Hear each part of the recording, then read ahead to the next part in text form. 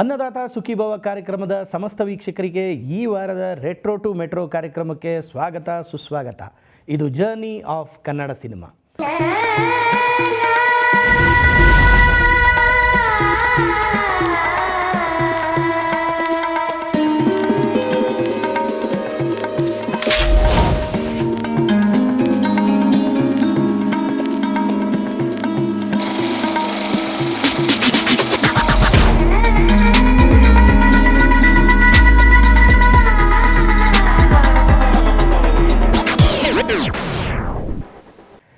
ನಾವು ಈ ಹಿಂದಿನ ಸಂಚಿಕೆಯಲ್ಲಿ ಮಾತಾಡಿದ್ದು 1949ನೇ ಇಸ್ವಿಯ ನಾಗಕನ್ನಿಕಾ ಚಿತ್ರದ ಬಗ್ಗೆ.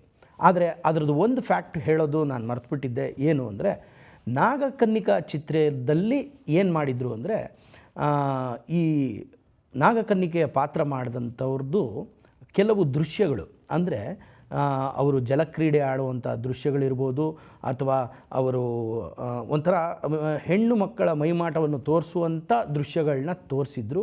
ಇದಕ್ಕೆ ಅಬ್ಜೆಕ್ಷನ್ ಕ್ರಿಯೇಟ್ ಆಗಿತ್ತು. ಆವತ್ತಿನ ದಿನ ಸೆನ್ಸಾರ್ ಮಂಡಳಿಯ ವಿರುದ್ಧ ಎಷ್ಟೋ ಜನ ಪ್ರಶ್ನೆಯನ್ನು ಎತ್ತಿದ್ರು. ಏನು ಅಂದರೆ, ಹೇಗೆ ಇದಕ್ಕೆ ಒಂದು ನೀವು ಜವಾಬನ್ನು ಕೊಡ್ತೀರಾ ಅಂತ ಹೇಳಿ. ಆದರೆ ಅದು ಆ ಚಿತ್ರ ಬಿಡುಗಡೆ ಆಯಿತು, ಅದೆಲ್ಲ ಸರಿ ಹೋಯಿತು.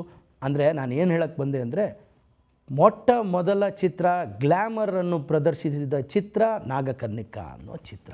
ಸೊ ಈ ಒಂದು ಪಾಯಿಂಟ್ ಬಿಟ್ಟೋಗಿತ್ತು. ಈಗ ನಾವು ಮುಂದಿನ ಹಂತಕ್ಕೆ ಹೋಗೋಣ. 1949ನೇ ಇಸ್ವಿನಲ್ಲಿ ಇನ್ನೊಂದು ಸಂಕಷ್ಟ ಎದುರಾಗುತ್ತೆ ನಮ್ಮ ಕನ್ನಡ ಚಿತ್ರರಂಗಕ್ಕೆ. ಏನದು ಅಂತ ನೋಡೋಣ.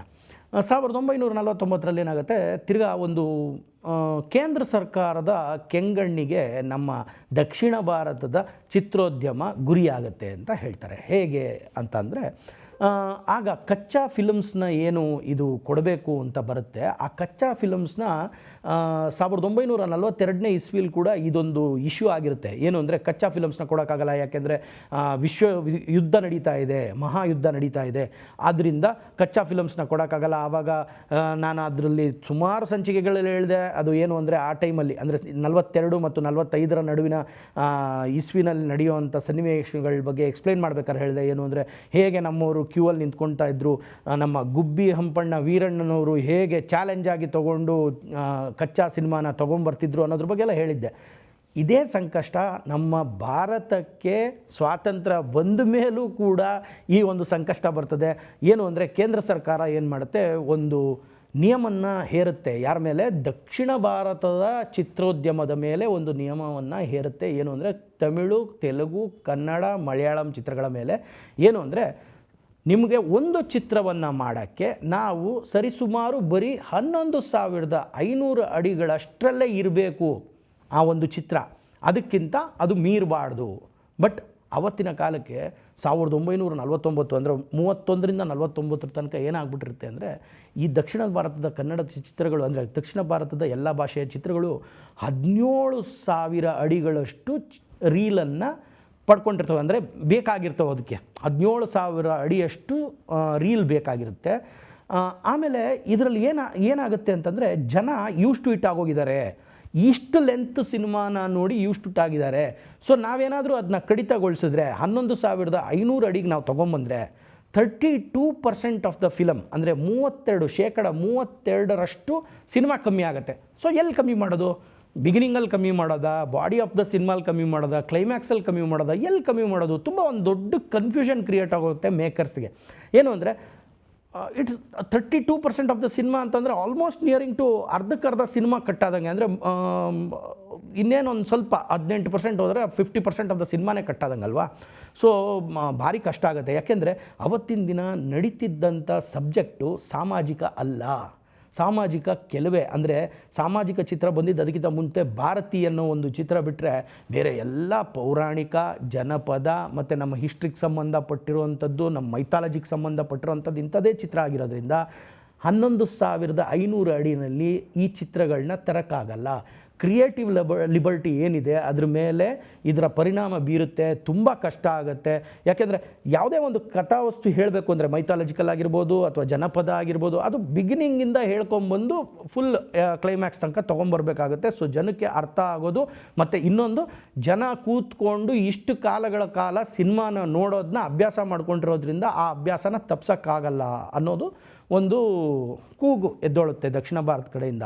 ಆಗ south India film chamber of commerce ಅವತ್ತಿನ ಕಾಲದ ಪ್ರೆಸಿಡೆಂಟ್ ಅಂದರೆ ಅಧ್ಯಕ್ಷರಾಗಿದ್ದಂಥ TR ಸುಂದರಂ ಅವರು ಹಾಗೂ ಜಮಿನಿ ಸಂಸ್ಥೆಯ ಓನರ್ ಆದಂಥ SS ವಾಸನ್ ಅವರು ಇದ್ರ ಬಗ್ಗೆ ಪ್ರತಿಭಟನೆ ಮಾಡ್ತಾರೆ, ಧ್ವನಿ ಎತ್ತುತ್ತಾರೆ. ಆಮೇಲೆ ಹೇಳ್ತಾರೆ ಕೂಡ ಏನು ಅಂತಂದರೆ, ನಾವು ತೆಗೆಯುವಂಥ ಚಿತ್ರಗಳಲ್ಲಿ ತೆರಿಗೆಯನ್ನು ತಗೊಳ್ತೀರಾ, 60% ತೆರಿಗೆಯನ್ನು ಕಟ್ತೀವಿ ನಾವು.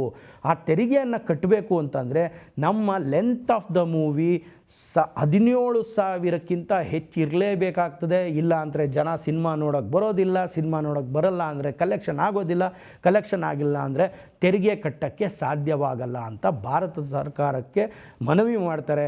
ಏನು ಅಂದರೆ ಈ ಒಂದು ರಿಡಕ್ಷನ್ ಆಫ್ ದ ಫಿಲ್ಮ್ಸ್ ಏನಿದೆ from 17,000 feet to 11,500 is not possible. ಯಾಕೆಂದರೆ ಆವತ್ತಿನ ಕಾಲದಲ್ಲಿ ರೀಲ್ ಅಲ್ವಾ, ಎಡಿಟು ಕೂಡ ಹಂಗಂದರೆ ಹೆಂಗೆ ಲೆಕ್ಕಾಚಾರ ಅಂತಂದರೆ, ಈಗಿನ ಕಾಲದಲ್ಲಿ ಡಿಜಿಟಲ್ ಜಮಾನದಲ್ಲಿ ಏನು ಅಂತಂದರೆ ಎಡಿಟು ಡೇ ಟು ಡೇ ಅಲ್ಲೇ ತೆಗೆದು ಅಲ್ಲೇ ಡಿಜಿಟಲ್ ವರ್ಲ್ಡಲ್ಲಿ ಅಲ್ಲೇ ಕಂಪ್ಯೂಟ್ರಲ್ಲಿ ಎಡಿಟ್ ಮಾಡಿ ಕಮ್ಮಿ ಸ್ಪೇಸೋ ಏನು ಸ್ಪೇಸೋ ಒಂದು ಜಡ್ಜ್ಮೆಂಟಿಗೆ ಬಂದ್ಬಿಡ್ಬೋದು ಇಂಥದ್ದೇ ಅಂತ. ಆದರೆ ಹಾಗಲ್ಲ, ಆವತ್ತಿನ ಕಾಲದಲ್ಲಿ ರೀಲ್ನ ಎಡಿಟ್ ಮಾಡೋವಂಥ ಪ್ರೊಸೀಜರೇ ಬೇರೆ ಇತ್ತು.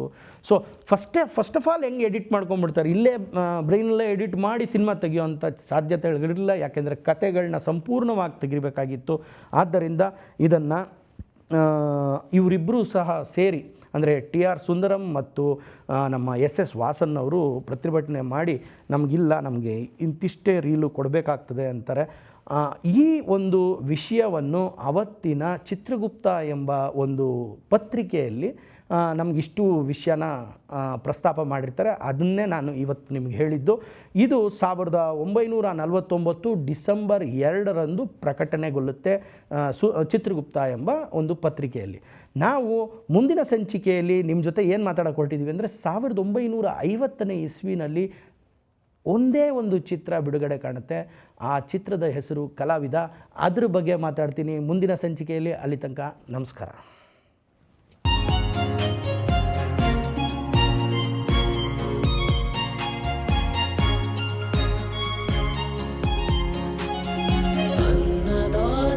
सुखी भव।